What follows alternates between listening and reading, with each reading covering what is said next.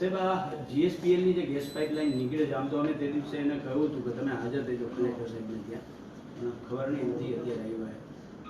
સાહેબ 2006 માં જાહેરનામું પહેલું આવ્યું છે, ત્યાર પછી સરકાર ભૂલી ગઈ હતી, કોઈ જાહેરનામું જ ન આવ્યું. પછી 2022 માં ફરીથી 3-1 નું જાહેરનામું કર્યું,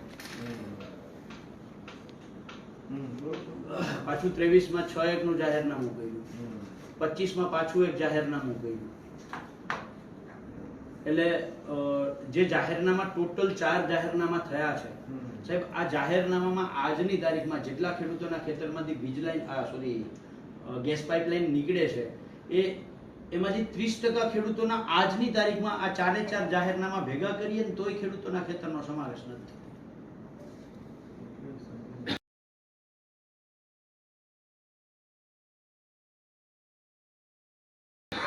સાહેબ જાહેરનામું છે એમાં જે નંબરો આપ્યા છે, હા, એ સર્વે નંબર જે આપ્યા છે બરાબર છે, એ સર્વે નંબરો આજની તારીખમાં એટલા બધા ખેડૂતો રહી ગયા છે કે 30% ખેડૂતો છે એનો આજની તારીખમાં જાહેરનામામાં સર્વે નંબરનો ક્યાંય ઉલ્લેખ જ નથી. એટલે જાહેરનામું ભૂલ ભરેલું છે.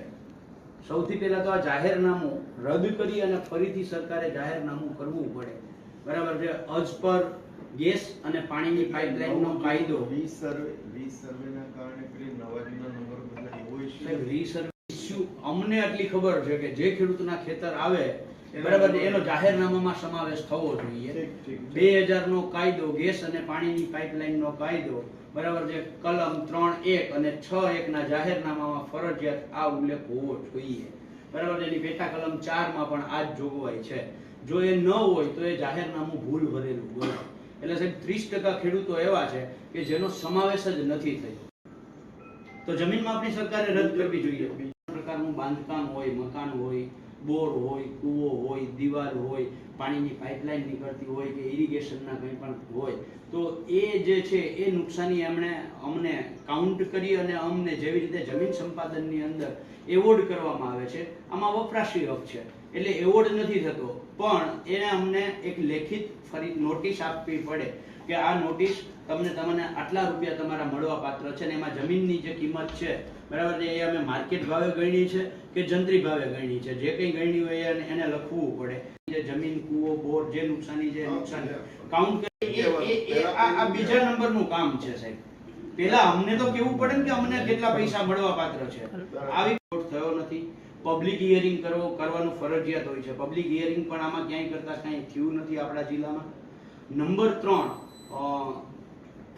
એન્વાયરમેન્ટ એસેસમેન્ટ રિપોર્ટ અને EC નું પ્રમાણપત્ર જે લેવું જોઈએ. એમ કહે છે કે અમે EC નું પ્રમાણપત્ર લીધું છે પણ અમારે શું કહેવાય પબ્લિક સુનાવણી જે કરવાની હોય, જન સુનાવણી એ કરવાની આમાં થતી નથી. એ ત્યારે જ થાય જો કોઈ પર્યાવરણને લગતું અભયારણ્ય કે એવું કંઈક આવતું હોય તો પાછા એ ભૂલે છે આમાં સાહેબ.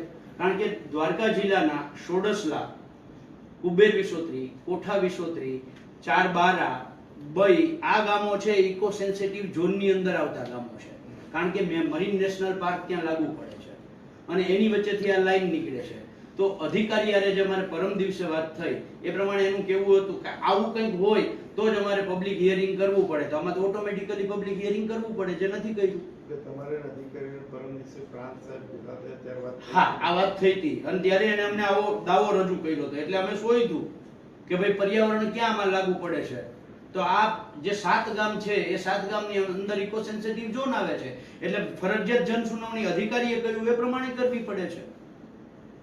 પબ્લિક શું કહે આનું એન્વાયરમેન્ટ એસેસમેન્ટ રિપોર્ટ કરવો પડે, એન્વાયરમેન્ટ ક્લિયરન્સ સર્ટિફિકેટ લેવું પડે, જે કોઈ કરતા કોઈ પ્રક્રિયા કરી નથી સાહેબ.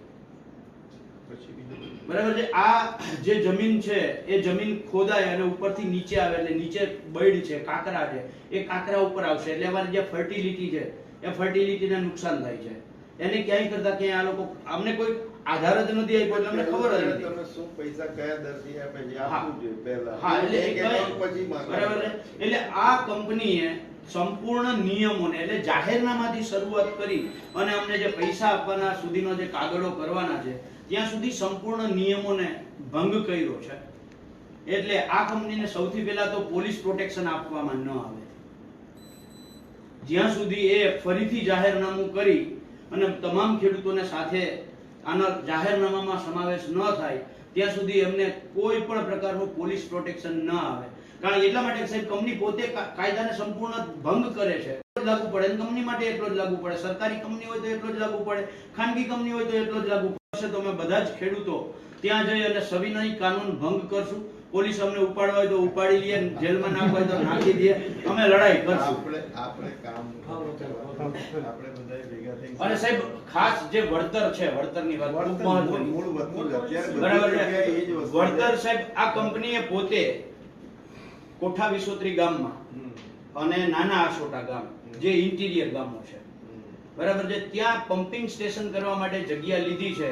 એ અમને સમાચાર મળ્યા છે કે 35-40 લાખનો વીઘો લીધો છે. કંપનીએ પોતે જગ્યા લીધી છે 35-40 લાખનો વીઘો. બજારમાંથી. હા, ખેડૂતો પાસેથી જ લીધી છે. બરાબર છે. જો ઇન્ટિરિયર 35-40 લાખનો વીઘો હોય તો સાહેબ અહીંયા આરાધના ધામ પાસે નેશનલ હાઈવેની ટચ જે જગ્યા છે એનું મૂલ્યાંકન શું હોય?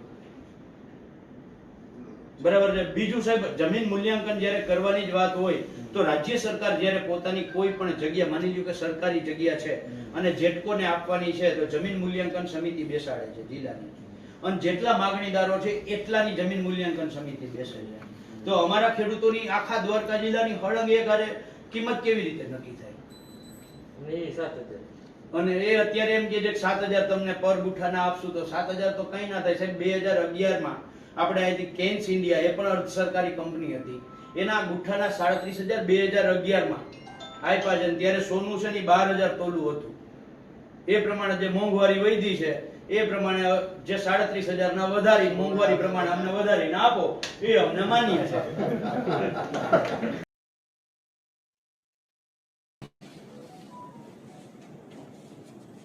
કામ